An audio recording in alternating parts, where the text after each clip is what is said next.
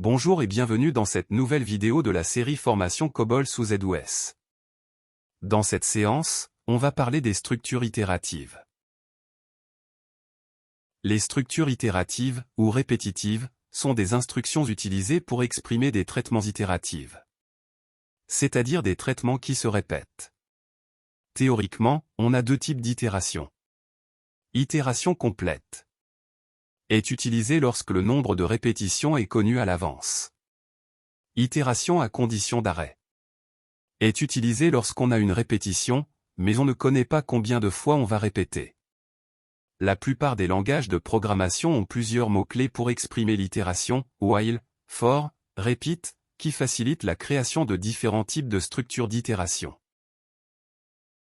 COBOL supporte tous ces différents types d'itération, mais il n'a qu'une seule construction d'itération, le verbe perform. Le verbe perform est un moyen de modifier le flux séquentiel de contrôle dans un programme COBOL. Le verbe perform peut être utilisé à deux fins principales. 1. Pour transférer le contrôle à un bloc de code désigné, c'est-à-dire un branchement vers un paragraphe ou une section. 2. Pour exécuter un bloc de code itérativement. On distingue plusieurs variantes du verbe perform. Nous allons voir en détail ces différentes formes une par une. Commençons par la première forme qui est perform times. Ce format n'a pas d'équivalent réel dans la plupart des langages de programmation, peut-être en raison de son utilité limitée. Il permet d'exécuter un bloc de code n fois avant de retourner le contrôle à l'instruction suivant perform. Sa syntaxe générale est perform n times. Suite d'actions. N perform. Voyons quelques exemples d'utilisation. Supposons qu'on veut afficher la chaîne Bonjour les cobolistes 5 fois. Pour cela, on peut écrire perform 5 times. Display de Bonjour les cobolistes. N perform. Supposons maintenant qu'on veut calculer la somme des nombres de 1 à 10. Pour ce faire, on utilise deux variables. Une variable totale, initialisée à 0, pour stocker la somme. Un compteur, initialisé à 1, pour compter les nombres. Les instructions à répéter sont 1. Affecter à total le résultat de calcul, total plus compteur. 2. Incrémenter le compteur à 1. Répéter ces deux instructions 10 fois. Donc on peut exprimer ça par l'instruction suivante. Perform 10 times. Compute total égale total plus counter. Add un to counter. N perform.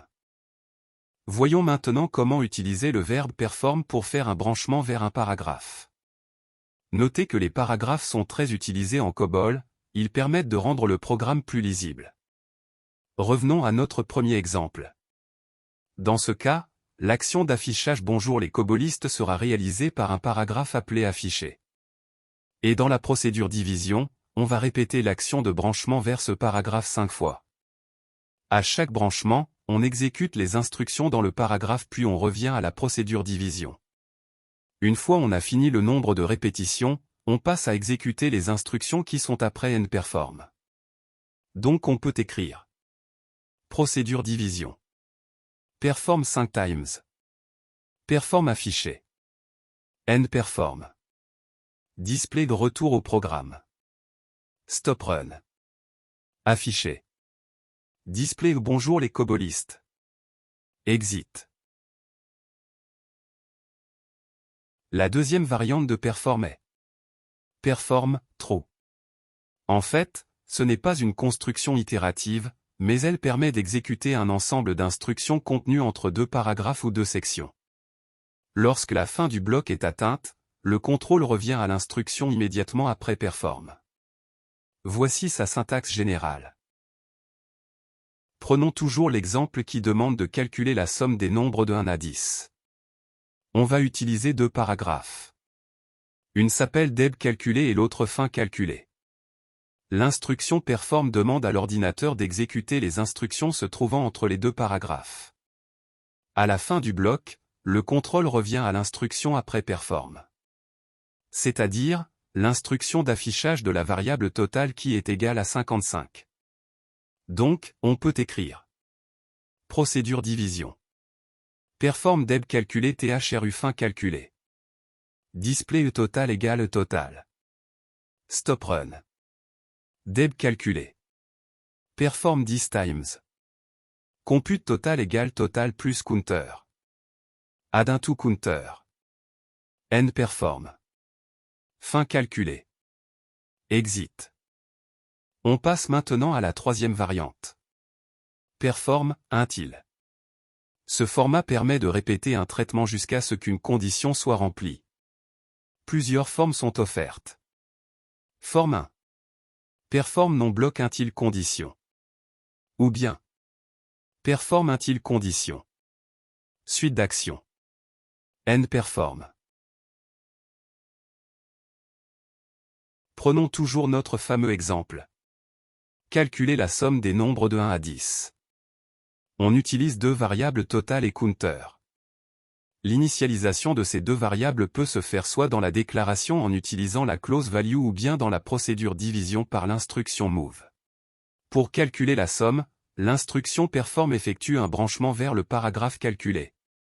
Mais avant d'effectuer ce branchement, elle va tester d'abord la condition. Si la condition n'est pas remplie, le branchement est effectué, sinon l'action est terminée. Donc, on continue avec ce va-et-vient jusqu'à ce que la condition soit remplie. Donc on peut écrire le code suivant. Procédure division. Perform calculer until counter supérieur strictement à 10. Display total égale total. Display de retour au programme. Stop run. Calculer. Compute total égale total plus counter. Add into counter. Exit. Voyons la deuxième forme de la troisième variante. Perform non bloc un trou non bloc 2 until condition. Exemple. Perform deb calculé. True fin calculé.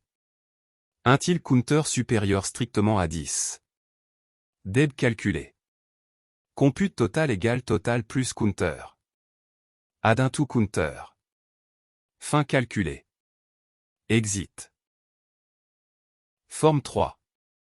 Perform with test before until condition. Par défaut, l'instruction with test before est associée au perform. Celle-ci permet de tester la condition avant même d'exécuter le bloc d'instruction.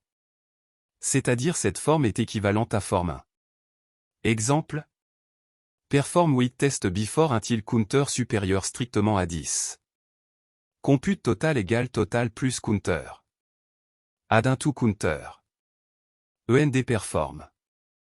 Notez que si la variable counter est initialisée à 11 par exemple, la condition est remplie dès le départ et par conséquent, les instructions compute total égale total plus counter.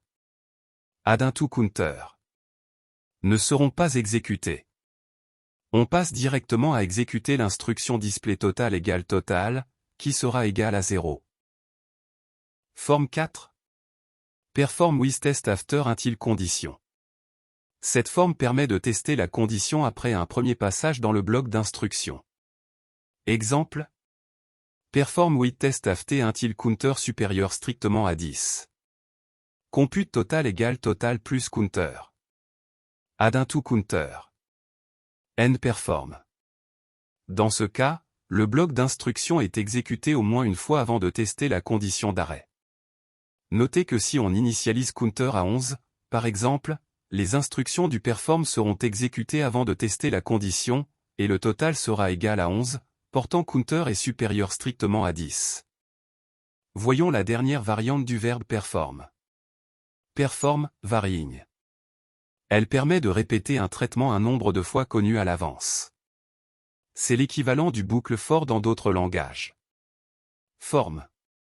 Perform varying counter from valeur initiale.